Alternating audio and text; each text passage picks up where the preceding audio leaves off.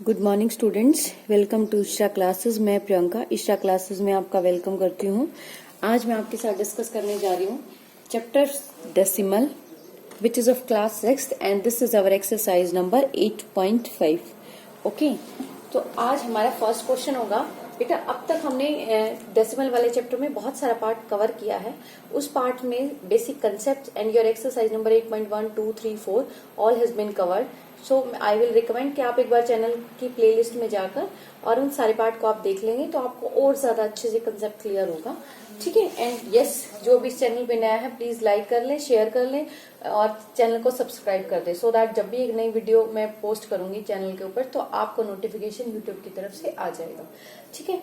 Our today's exercises exercise number 8.5 and topic is addition of decimals. ठीक है, addition in decimals. ये rules हैं जो मैं अपनी तरफ से आपको लिख के बता रही हूँ to differentiate whole part and decimal part. Suppose I am writing 236 plus point decimal 48 and 20.45।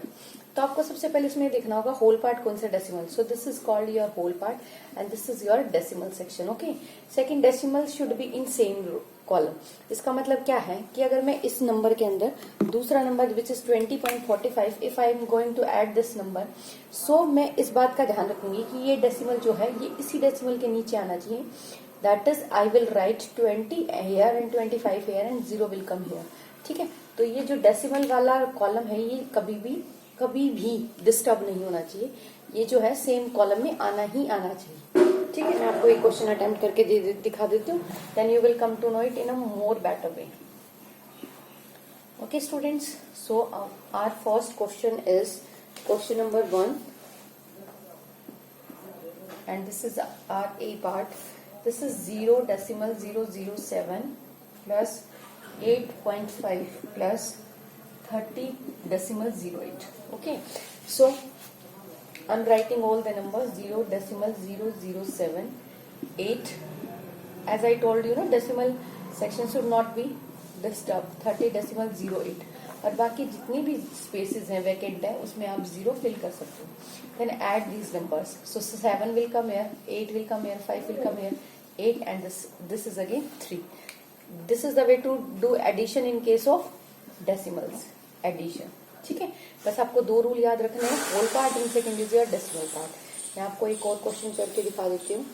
That is your c part 27.076 0.55 plus 0.004।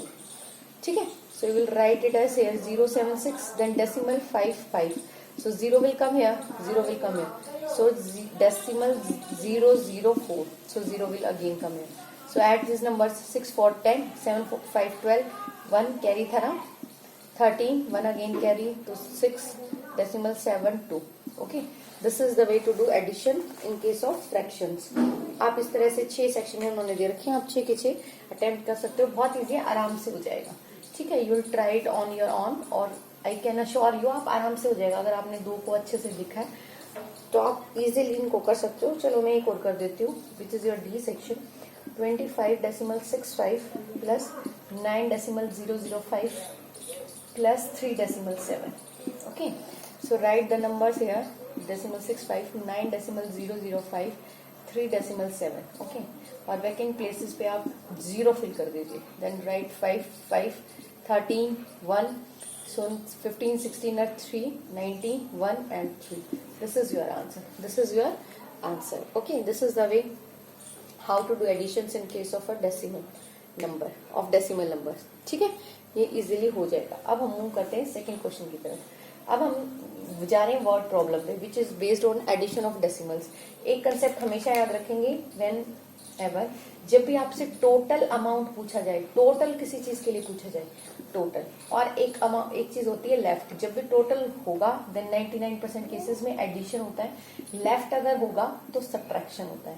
और आपके 100% केसेस में मैं बोल सकती हूँ कि टोटल के लिए हमेशा एडिशन होता है और सब्ट्रैक्शन जो लेफ्ट के लिए हमेशा सब्ट्रैक्शन होता है। So let's to discuss question number 2। Rashid एक शॉप पे जाता है। ठीक है, राशिद जो है वो बाई करता है, बाई राशि जो एक शॉप पे जाता है वो 2 बुक्स बाय करता है, बाय अ मैथ्स बुक, है ना, और एक साइंस बुक करता है। तो आप इसको वर्ड प्रॉब्लम में कैसे लिखोगे ना, amount paid by Rashid for maths book. ठीक है, so you will write it as 35.70। Okay, so next you will write amount paid by Rashid for science book is equal to कितना है आपका 32.60। so total amount paid by Rashid will be equal to, you will add both this number 35.70 and 32.60, add these numbers, you will get 0, 13, 8, 6, so rupees 68.30, this is your answer, 68 rupees and 30 paise, this is your answer. So here also I find total amount, है ना, we are finding total amount now, so we do addition of both the numbers. Okay, this is the way to do questions. जब आप इसको खुद करके देखेंगे तो it seems more easier for you. ठीक है, तो ये आपको और ज्यादा इजी लगेगा। अभी मैं कर रही हूँ, आई विल सजेस्ट कि मैथ्स करने का तरीका है कि आप वीडियो को बीच बीच में पॉज कर दीजिए और फिर खुद से करिए, देन सी माय वन, और उसके बाद आपको रियलाइज होगा कि आप क्या मिस्टेक कर रहे थे जब आप खुद से पहले कर रहे थे। ठीक है, now question number 3। Question number 3 is, Radhika की मदर ने, ठीक है, राधिका एक लड़की है, उसके मम्मी पापा ने उसको कोई अमाउंट पे करी, तो amount paid bye her mother, ठीक है, उसकी मम्मा ने कितना पैसा दिया, and amount paid bye her father, ठीक है, उसकी मम्मी ने उसको कुछ पैसा दिया और उसके पापा ने उसको कुछ दिया। तो मम्मी ने दिया 10.50, ठीक है, और पापा ने दिया 15.80, ठीक है, पापा ज्यादा रिच होते ना, उन्होंने ज्यादा दे दिया। ठीक है, total amount paid by parents to Radhika, तो कितना हो जाएगा वो total amount? You will again add both the numbers, that is rupees 10.50 and your rupees 15.80, so add these number 0, 13, 6, 2, this is your answer, this is your answer.